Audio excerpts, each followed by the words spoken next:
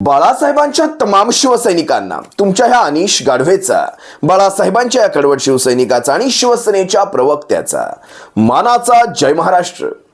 आज थोडीशी तब्येत नरम गरम असल्यामुळे आवाजात थोडासा फरक जाणवेल, थोडंसं सहन करून घ्या शिवसैनिकांनो। काल दिल्लीमध्ये महाराष्ट्र विधानसभांच्या निवडणुकांच्या अनुषंगाने एक आढावा बैठक झाली।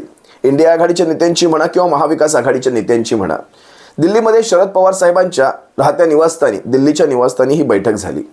यामध्ये विशेषतः महाराष्ट्राच्या विधानसभा निवडणुकांच्या अनुषंगाने ज्या ज्या गोष्टी घडल्या, ज्या आक्षेपार्ह गोष्टी वाटल्या, सर्व डेटा प्रेझेंटेशन असेल, सर्व माहिती गोळा केल्यानंतर नेमके काय काय धक्कादायक पुरावे समोर आले ते तुम्हा सर्वांसमोर अगदी थोडक्यात ठेवायचा मी इथे प्रयत्न करतोय, छोटेखानी प्रयत्न करतोय। या सगळ्या पुराव्यांना घेऊन माननीय सुप्रीम कोर्टामध्ये असेल, इलेक्शन कमिशन ऑफ इंडियामध्ये असेल, एक रीतसर तक्रारी केल्या जाणार आहेत।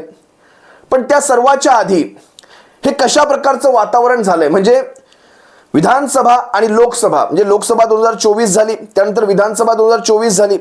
या 4-4.5 महिन्यांच्या अंतरामध्ये महाराष्ट्रामध्ये विशेषतः, कारण हरियाणाचं तेवढं समोर आलं नाही, हरियाणामध्ये तेवढा गाजावाजा झाला नाही, पण महाराष्ट्रात तो गाजावाजा झाला।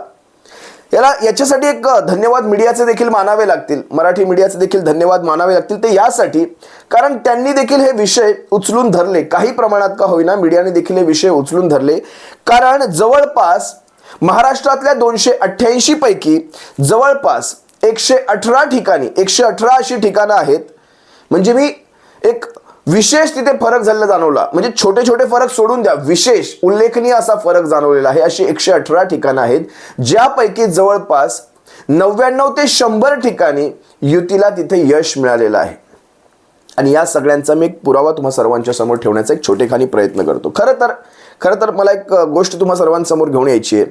देवेंद्र फडणवीस ही व्यक्ती अशी आहे, ही व्यक्ती कधीही हातात आलेली संधी सोडत नाही। म्हणजे राजकारणामध्ये इतकी निष्णात चाणक्य म्हणणार नाही, अजिबात चाणक्य म्हणणार नाही, त्यांना मला बदनाम करायचं नाही चाणक्यांना, पण इतकी निष्णात व्यक्ती आहे ही राजकीय डावपेचांसाठी। कारण त्या दिवशी मला वाटतं 2-3 दिवसांपूर्वी शरद पवार साहेबांचं एक मार्कडवाडीच्या नंतरचं एक वक्तव्य आहे की देवेंद्र फडणवीस ही संधी सोडतील असं वाटलं नव्हतं। आणि हेच वक्तव्य मला वाटतं भाऊ तोरसेकरांनी सुद्धा केलं होतं। बीजेपीचे पत्रकार म्हणू शकता, पत्रकारच आहेत ते, बीजेपीचे, सोडा तो विषय सोडत, कारण त्याच्यावर जर मी बोलायला लागलो तर मग भाऊ तोरसेकरांची अर्धी लाकडं मसनात मी पोहोचवून टाकतो, मग ते तुम्हाला वाईट वाटतं। हे भाऊ तोरसेकर असतील, काही असतील आकार उकार नसलेले, डोक्यावर केस कमी पण इतरांच्या केसेस काढणारे, हे असे अनेक असतात, काही चाटुकार, सोडून द्या तो विषय। त्यांनी सुद्धा एक वक्तव्य केलं होतं, ते म्हणाले की ही नामी संधी आली होती। कुठली? मरकडवाडीमध्ये ज्यावेळेस ग्रामस्थांनी स्वतःहून समोरून एक लुटूपुटूची म्हणू शकता तुम्ही, एक बॅलेटवर, म्हणजे त्यांना जाणून घ्यायचं होतं की नेमका किती डिफरन्स आहे, पण त्याच्यावर ज्यावेळेस तुम्ही बंदी घातलीत, कायद्याचं काय तुम्ही ते कारणं पुढे केलीत। आणि मी त्या दिवशीच सोलापूरच्या जिल्हाधिकाऱ्यांचं सुद्धा ते एक प्रेस कॉन्फरन्स पाहिली किंवा प्रेस नोट पाहिली की अशा प्रकारचा अधिकार फक्त इलेक्शन कमिशन ऑफ इंडियाला आहे, कुठलीही ग्रामपंचायत किंवा कुठलीही स्थानिक स्वराज्य संस्था अशा प्रकारच्या निवडणुका घेऊ शकत नाही। ही निवडणूक नव्हतीच मुळामध्ये, याच्यातून जो निवडून येईल तो काय तिथे आमदार किंवा खासदार म्हणून घोषित होणार नव्हता किंवा ग्रामपंचायतीचा सदस्य म्हणून पण घोषित होणार नव्हता। हे फक्त एक स्वतःचं परीक्षण करायचं होतं त्या ग्रामपंचायतीला की नेमकं मतदान गेलं कुठे। पण याच्यावर बंदी घालून देवेंद्र फडणवीसांनी आयती संधी गमावली।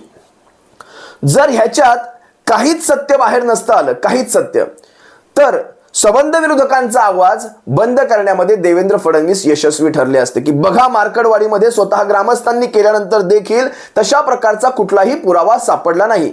हे एक आयत कोलीत देवेंद्र फडणवीसांच्या हाती सापडलं असतं, पण तसं काही होऊ शकलं नाही। विचार करा ना, अशा प्रकारची आयती संधी देवेंद्र फडणवीस गमावतील का? हा पहिला प्रश्न। बरं, का गमावतील? बरं, गमावण्या इतके देवेंद्र फडणवीस राजकारणातले कच्चे खिलाडी आहेत का? तर अजिबात नाही। हे सगळं यासाठी घडलं कारण तसं काहीच नव्हतं, तसं काहीच नव्हतं। याचा अर्थ स्पष्ट सांगतो तुम्हाला, कारण देवेंद्र फडणवीसांना या सगळ्या गोष्टींची कल्पना होती की जर हा प्रकार घडला तर भविष्यातला निकाल काय येणार आहे ते। जर ही घबराहट कशासाठी होती? का का आपण घाबरलात, या अशा प्रकारच्या बॅलेटसाठी आपण का घाबरलात, याचं एक साधं कारण एकही भारतीय जनता पक्षाचा नेता बाहेर येऊन देऊ शकला नाही. प्रत्येकाने बोट ठेवलं ते कोर्टाच्या निर्णयावर आणि प्रत्येकाने बोट ठेवलं ते कायद्यावर. आता इथे सगळे कायदे लागू होतात. ज्यावेळेस आमच्या केसेस कोर्टामध्ये येत नाहीत, तारखांवर तारखा पडतात, त्यावेळेस कुठलेही कायदे लागत नाहीत. बघा कायदा कसा असा वळून वळून वळून वळून फक्त ह्यांच्यासाठीच लागू होतो. बरोबर. बरं, देवेंद्र फडणवीसांनी ही संधी गमावली, पण लक्षात घ्या ही संधी गमावल्यानंतर सबंध देशभरामध्ये मार्कडवाडी हे एक उदाहरण झालं आणि सबंध देशभरामध्ये या भारतीय जनता पक्षाची जी नाचक्की झाली, विरोधकांची तोंड बंद करण्याची आयती संधी यांनी गमावली, पण स्वतःचीही नाचक्की करून घेतली. कारण तुमच्या मनामध्ये घबराहट आली होती आणि ती घबराहट यासाठी होती कारण चोराच्या मनात जे चांदणं असतं, चोर के गाडी में तिनका काय म्हणतात ते हेच आहे. आणि इथे बरोबर तुम्ही अट्यात सापडलात, अगदी बरोबर. बरं, जिंकून आलेला आमदार हा शरद पवार साहेबांच्या पक्षाचा होता, म्हणजे असं पण नाही की तो त्यांच्या पक्षाचा आहे, पण तरी देखील तो आमदार एवढी हिंमत दाखवत होता कारण त्याला माहिती होतं मला मतदान किती आहे या गावामध्ये. हा सबंध गाव माझ्या विचारांचा आहे. या गावामध्ये समोरच्या व्यक्तीला बॅलेटवर एवढं मतदान, मग जरा मला पाहू द्यात किती मतदान होतंय ते. तुम्ही म्हणजे यांचा हा घाबरण्याचा प्रकार ना शिवसैनिकांनो, मी तेव्हाही सांगितलं हे घाबरगुंडे कालही होते, म्हणजे स्वातंत्र्यपूर्व काळातही हे घाबरत होते आणि आजही हे घाबरत आहेत. म्हणजे 47 पूर्वीही हे घाबरत होते आणि 47 नंतरही हे घाबरत आहेत. याचं कारण म्हणजे फक्त फरक एवढा आहे की तेव्हा ते बुलेटला घाबरायचे आणि आता बॅलेटला घाबरत आहेत. बुलेट बॅलेट फरक जास्त नाहीये. तेव्हा गोळ्यांना घाबरायचे. स्वातंत्र्यपूर्व कालखंडात यांनी काय योगदान दिलं जरा यांनी लिहून दाखवावं, एका कागदावर 5 ओळींमध्ये लिहून दाखवावं. आणि आता बॅलेटला घाबरतात. एवढाच काय तो ह्यांच्यातला फरक असेल, जाऊ द्या, तोही विषय नाही. मला इथे चंदीगड नगर निगमची ती निवडणूक तुम्हाला आठवण करून द्यायची. अगदी 8 मतांची 9 मतांची ती निवडणूक होती. त्याच्यावर तो अनिल मसी जो कोणी तो प्रिसिडिंग ऑफिसर होता त्याने कशा प्रकारे बॅलेटला सुद्धा काटाकुट्या केल्या होत्या. म्हणजे यांची लेवल पहा, यांची खाडाखोड करण्याची लेवल, यांची अफरातफर करण्याची लेवल पहा. त्याने बॅलेटला सुद्धा, आपण बॅलेटवर किती करून करून करून करून किती करणार. शेवटी कॅमेरा समोर आपल्याला आपण असतो आणि प्रत्येक वेळी ते एजंट्स जे असतात ते काही समोर प्रत्येक वेळी समोर लांब बसले असतं असं नसतं. इथे समोरासमोर बसणार, किती करून करणार, 10 20 50 100 लाखांनी तर करणार नाहीत ना. मी तुम्हाला या संबंध निवडणुकीमध्ये जो डेटाचा म्हणजे जो डेटा सांगतोय, डेटा प्रेझेंटेशन ज्यावेळेस झालं तो काय सांगतोय हे तुमच्या समोर एक एक पॉईंट घेऊन तुम्हाला सर्वांसमोर ठेवण्याचा एक प्रयत्न करतोय. बघा, तुम्हाला सुद्धा नवल वाटेल की एवढ्या प्रकारे जर अफरातफर असू शकते तर हा खरंच जनमत आहे, हा जनादेश आहे. तुम्ही स्वतः ह्याचा निर्णय घ्यायचा. बघा डेटा काय सांगतो, युतीच्या जिंकलेल्या जागा या लाखांच्या फरकाने आहेत. प्रत्येक ठिकाणी 1 लाख, 1.25 लाख, 1.5 लाख, 1 लाख, 1,10,000, 1,11,000 आणि महाविकास आघाडीच्या जिंकलेल्या जागा या 1500, 2,000, 1,500, 4,000. हायएस्ट वोटिंगने जिंकलेल्या जागा या 55 ते 60,000च्या आहेत जास्तीत जास्त. एकही जागा लाखाच्या मताने जिंकलेलो नाही आहोत आपण, एकही जागा. म्हणजे इथपर्यंत दयनीय अवस्था. एवढी दयनीय अवस्था लोकसभेनंतर विधानसभेपर्यंत होण्याची कारण काय आहेत तर काहीच नाही. कारण कुठलंही मिळू शकलं नाही. पुढे पहा, 2019 सगळ्यात महत्वाची ही गोष्ट आहे बरं का. 2019 ते 2024 या 5 वर्षांमध्ये म्हणजे तुम्ही 60 महिने घेऊ शकता. 60 महिन्यांमध्ये वाढलेलं मतदान हे 32 लाखांचं आहे 60 महिन्यांमध्ये. आणि 2024 ची लोकसभा ते 2024 ची विधानसभा 4 महिने, या 4 महिन्यांमध्ये वाढलेलं मतदान हे 40 लाखांचं आहे. म्हणजे 60 महिन्यामध्ये 32 लाख वाढतात आणि 4 महिन्यामध्ये 40 लाख वाढतात. आणि दुर्दैवाची गोष्ट की सुदैवाची यांच्या म्हणावी, हे वाढलेले सर्वच्या सर्व 40 लाख हे सर्वच्या सर्व महायुतीला मतदान करतात. इतका कोइन्सिडन्स कसा काय असू शकतो. 40 लाख वाढले, 40 लाख हे महायुतीला मतदान करून गेले. नवल वाटलं. 100% घोळ आहे. आता लोकसभेला महाविकास आघाडीला पडलेलं मतदान हे तेवढंच होतं, म्हणजे पर्सेंटेज लोकसभेला आणि आता विधानसभेला याच्यात काही विशेष फरक नाही, 40% आसपास आहे. पण यांना जे मतदान पडलं याच्यामध्ये वाढीव 40 लाखाचा तिथे भरणा झाला. संपूर्णपणे 1% सुद्धा महाविकास आघाडीला या वाढीव 40 लाखातलं 1% सुद्धा मतदान फिरलं नाही. म्हणजे हा एवढा कोइन्सिडन्स कधीही नसतो. वाढलेले सर्व मतदार हे 40 लाख मतदार यांनी फक्त युतीकडे जावं याचं काय कारण असेल? महाराष्ट्राला डेंजर गंडवला हो यांनी.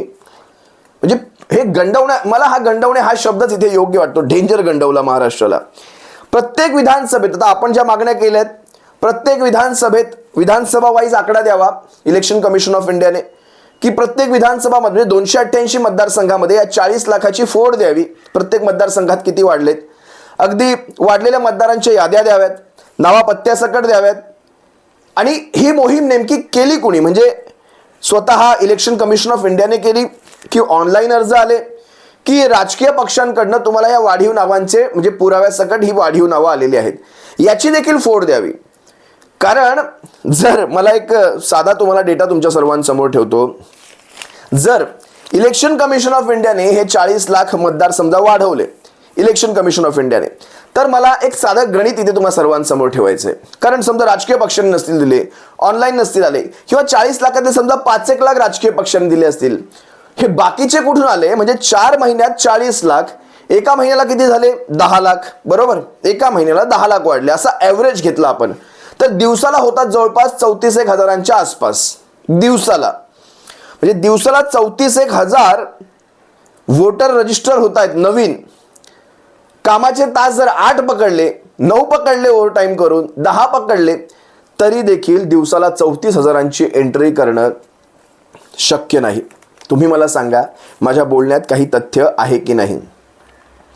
बरं, हे सगळं बाजूला ठेवलं, समजा आपला कार्यकुशल स्टाफ असेल, त्यांनी इतक्या म्हणजे अगदी ते यंत्रमानवासारखं काम केलं असेल, होऊ शकतं, सांगता येत नाही. पण इतका कार्यकुशलता 4 महिन्यातच कशी काय आली, जी 60 महिन्यात आलेली नाही मागच्या? तेही सोडलं. 22 लाख यांनी काढलेले आहेत. काय म्हणतात हे? आम्ही 22 लाख काढले. बरं, 22 लाख काढले, तर त्या 22 लाखांना त्याच्या नोटिफिकेशन गेल्या का? जे कायद्याप्रमाणे असते, प्रत्येक मतदाराला त्याचं नाव काढल्याची एक रितसर नोटिफिकेशन जाते, एक त्याला तुम्ही काय म्हणू शकता, एक पावती जाते. त्यानंतर ते 22 लाख जे आहे ते काढल्याच्या त्या प्रभागातल्या प्रमुख पक्ष असतात त्यांच्या ऑफिसेसला सुद्धा याचं नोटिफिकेशन जातं. ते केलं का आपण? मग हे नसेल झालं तर हे 22 लाख नेमके कोणी म्हणजे कुठल्या याद्यांमधनं काढले याची देखील एक रितसर माहिती द्यावी, याद्या द्याव्यात, की हे 22 लाख नेमके कुणाचे काढले, की जाणीवपूर्वक फक्त महाविकास आघाडीचे काढले, बरोबर? कारण कित्येक महाविकास आघाडीच्या मतदारांची नावच याद्यांमधून ऐन मुवमेंटला वगळलेली आहेत. म्हणजे मतदार उभा आहे पण त्याचं नाव नसल्यामुळे त्याला मत टाकता आलं नाही. जो प्रत्येकाला मतदानाचा अधिकार असतो, शेवटच्या 15 दिवसात 20 दिवसात जे गौडबंगाल झालं त्याची सुद्धा माहिती द्यावी. याची स्क्रुटिनी केली होती का आपण? जे 40 लाख वाढले त्याची खरंच पडताळणी झाली का? इलेक्शन कमिशनचा जो अधिकारी असतो, म्हणजे समजा राजकीय पक्षांकडनं जरी फॉर्म आले तरी scrutiny he election commission of इंडियाच्या ऑफिसर्सकडनं व्हायला पाहिजे, स्थानिक जिल्हा पातळ्यांवर. ती झाली का? आणि समजा तशी नसेल झाली, एखाद्या मतदाराचं नाव हे बोगस एखाद्या अधिकाऱ्याच्या सहीसकट गेलं असेल, तर अशा अधिकाऱ्यांवर आपण कारवाई करणार का? किंवा किती अधिकाऱ्यांवर अशी कारवाई झाली याचा देखील आकडा द्यावा, ती आम्हाला कळू द्यावं, की खरंच इलेक्शन कमिशन ऑफ इंडिया खरंच कारवाई करतंय का? अनेक गोष्टी आहेत. स्क्रुटिनी झालेली नाही हा आमचा स्पष्ट आरोप आहे. 22 लाख मतदान, 22 लाख मध्ये MVA ठरवून, म्हणजे MVAचे मतदार ठरवून तुम्ही बाहेर काढलेत याचे अनेक पुरावे सापडलेले. ठरवून काही म्हणजे जवळपास काही ठिकाणी मयत मतदार जे आहेत, मयत झालेले, त्या मयत मतदारांची नावं जी 16ला नव्हती ती 24 मध्ये अचानक कशी उगवली बरं? या मयत मतदारांची नावे कोणाला ठरवून मतदान करायचं होतं का? अनेक गोष्टी आहेत.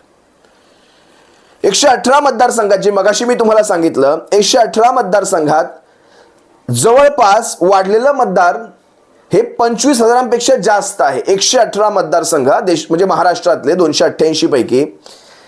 बरं, विधानसभेला तुम्हाला सांगतो 118 पैकी 60 ठिकाणी महाविकास आघाडी म्हणजे पुढे होती. 118 पैकी 60 ठिकाणी विधानसभेला. आणि आता हे 25,000 वाढल्यामुळे त्या 118 पैकी 99 ठिकाणी महायुती पुढे गेली. याची तुम्हाला उदाहरणं सुद्धा मी काही सांगतो. म्हणजे याची उदाहरणं आहेत पाटण. सगळ्यात मी काही 8-10 उदाहरणं तुमच्या सर्वांसमोर ठेवतो. सगळी 118 कुठे सांगत बसू इथे. पाटणमध्ये जवळपास 58,000चं मतदान वाढलं. 58,000, जे की पाटणमध्ये महाविकास आघाडी लोकसभेला लीडवर होती शंभूराज देसाईच्या मतदारसंघामध्ये, आणि विधानसभेला शंभूराज देसाई निवडून आले. लातूरमध्ये 60,000, जिंतूरमध्ये 60,000, म्हणजे वाढलेलं मतदान सांगतोय. किती प्रत्येक मतदारसंघात म्हणजे लातूरमधल्या एकट्या लातूरमध्ये 60,000 मतदार वाढले, मतदार वाढले, मतदान नाही म्हणते मी, मतदार वाढले. 60,000 नवीन मतदार हे 4 महिन्यामध्ये. जिंतूरमध्ये 60,000, जळगाव जामोडमध्ये गिरीश महाजनांच्या 38,000 मतदार वाढलेत. पुरंदर असेल, गंगाखेड असेल 50,000 वाढलेले आहेत. शिरूरमध्ये 71,000 वाढलेले आहेत. म्हणजे शिरूरचं देखील तुम्हाला सांगतो, शिरूरमध्ये महाविकास आघाडी ही आघाडीवर होती लोकसभेला.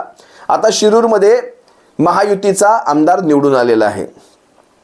मैतानची नावं पुन्हा आली. बरं, मैतानचं मला एक खरंच कळत नाही, हे मैतानचं मतदान नक्की कोण करून गेलं, याची काही धागेदोरे तपासणार आहे का इलेक्शन कमिशन, किंवा अशा ह्या बोगस मतदारांवर आपण काही कारवाई करतोय का? असं कधी सापडलंय का एखादा बोगस मतदार सापडलाय 10 वर्ष जेलमध्ये सडतोय फक्त एक बोगस मतदान केलं म्हणून? अशा प्रकारे बोगस मतदारांना आपण आळा घालणार आहोत की नाही? मैतानच्या नावे मतदान करून जातात. काही थातूरमातूर एखादा आयडीचा फोटो दाखवायचा, मोबाईल मधले फोटो दाखवायचे, आयडी बनवून घ्यायचे तात्पुरते.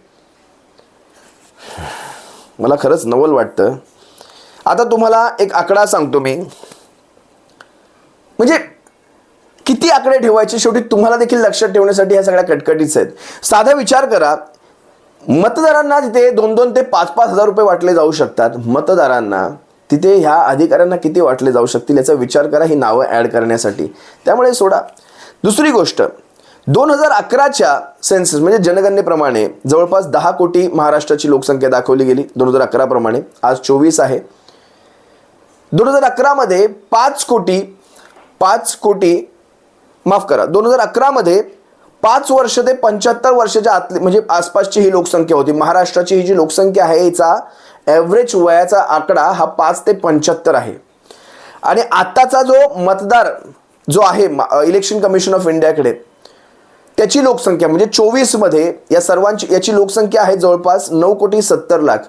म्हणजे जवळपास 2011चा जो 5 वर्षाचा युवक असेल 11 मधला, कारण आता जवळपास 14 वर्ष गेली, 14 अधिक ती 5 वर्षाची 19 वर्ष झाली समजायची. म्हणजे जो 11 मध्ये 5 वर्षाचा जो बालक होता, लहानसा शिशु होता, तो आता 24 मध्ये मतदार झाला असं आपण समजायचं. म्हणजे 19 वर्षाचा तो आता असेल, 18 ते 19 वर्षाचा. आणि आता महाराष्ट्राच्या मतदारांचा आकडा देखील 9,70,00,000 आहे. म्हणजे अप्रॉक्स 10 लाख पकडा ना तुम्ही. म्हणजे 10 लाख म्हणजे इलेक्शन कमिशन ऑफ इंडियाने सगळेच्या सगळे मतदार नोंदवून घेतले की काय? 100% मतदारांची एंट्री झाली की काय इलेक्शन कमिशन ऑफ इंडियाकडे? काय कामकाज म्हणावं लागेल. या कामगिरीला एक असा सॅल्यूट बनतो मला माझ्याकडनं तरी. सगळ्यांची 100% नोंदणी झाली. खरंच हे असेच जर प्रकार चालू राहिले, खरंच एखाद वेळेस समजा बीजेपीचं कधी सरकार उलटलं आणि ह्या सगळ्यांनी ह्यांचा आदर्श जो घेतलाय आता इतर पक्षांनी, असेच जर धंदे, प्रकार म्हणण्यापेक्षा असेच जर धंदे इतर पक्षांनी जर केले तर बीजेपी कधी आयुष्यात सत्तेवर येईल का भविष्यामध्ये? मग जर हेच धंदे सगळ्यांनी सुरू केले तर. खरं तर न्यायव्यवस्था, खरं तर मीडिया, न्यायव्यवस्था, त्यानंतर इलेक्शन कमिशन आणि राज्याच्या विधानसभा यांच्यामध्ये हस्तक्षेप खरं तर करायला नको होता. या सगळ्या 4ही स्तंभांना वेगवेगळी स्वायत्तता जी संविधानाने दिली तशीच अबाधित राहायला हवी होती. आता सगळ्यांमध्ये हस्तक्षेप झाला आणि सगळ्यांचा काथ्याकूट करून झालेला आहे. असो, या सगळ्या गोष्टी योग्य त्यावेळी पुराव्यासह जिथे पोहोचायच्या तिथे पोहोचतील. त्या सर्वांची माहिती तुम्हा सर्वांपर्यंतही पोहोचेल. पण ह्या सगळ्या घटना पहा, हे सगळे आकडेवारी काय सांगते, आणि आणखी बरंच काही आहे, पण हा व्हिडिओ लांबेल त्यामुळे मी जास्त काही पुढे बोलत नाही. तुर्तास मी तुम्हा सर्वांची रजा घेतोय. तुम्हा सर्वांच्या माहितीसाठी हे तुम्हा सर्वांपर्यंत पोहोचणं हे फार गरजेचं आहे. कारण लोक ज्यावेळेस बाहेर टिंगलटवाळ्या करतात त्यावेळेस तुमच्याकडेही ही माहिती असायला हवी. त्यासाठी माझा हातचा हा खटाटोप. तुर्तास रजा घेतो. सप्रेम जय महाराष्ट्र. बाळासाहेबांच्या शिवसैनिकांनो, काळजी घ्या.